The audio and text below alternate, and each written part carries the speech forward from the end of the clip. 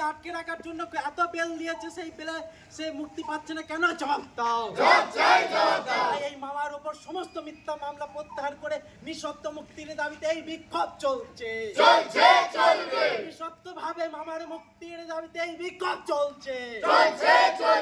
আমাদের নির্যাতিতার উপরে এত অত্যাচার হলো, অথচ অভিযুক্তদেরকে পুলিশ খুঁজে পাচ্ছে না কেন?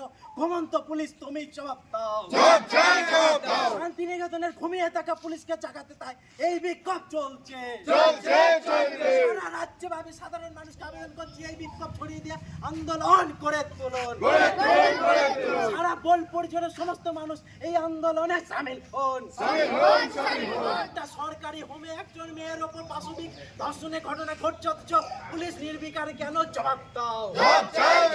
অবিলম্বে এই দোষীদের শাস্তির দাবিতে এই বিক্ষোভ চলছে। অবিলম্বে নির্যাতিতার সুচিকিৎসার ব্যবস্থা পুলিশকেই করতে হবে। মেডিকেল রিপোর্ট পুলিশ থেকে বলবো যে শান্তিনিকেতন যে নাবালিকা যে যাকে মানে যে নির্যাতিতা হয়েছে, সে নামগুলো বলেছে কারা এই ঘটনার সাথে জড়িত, এবং তাদের নামগুলো বলা সত্ত্বেও তাদের একজনকে অ্যারেস্ট করা হয়নি।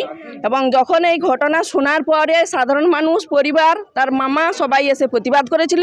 ওর মামাকে পুলিশ অ্যারেস্ট করে মানে অনেক ধারায় কেস দেয়, তাকে এখনও মানে বেল দেওয়া হয়নি। অথচ যারা নির্যাতন করলো তাদেরকে একজনকেও অ্যারেস্ট করা হয়নি।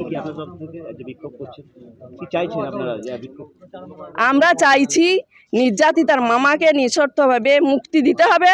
যারা নির্যাতন করেছে তাদেরকে অ্যারেস্ট করে তাদেরকে শাস্তি দিতে হবে, এবং যে মেয়েটা এরকম নির্যাতিতা হয়েছে তার চিকিৎসা করতে হবে। এই হচ্ছে আমাদের দাবি, এবং এই ঘটনা যাতে আর কোথাও না ঘটে সেই ব্যবস্থা পুলিশ প্রশাসনকে নিতে হবে।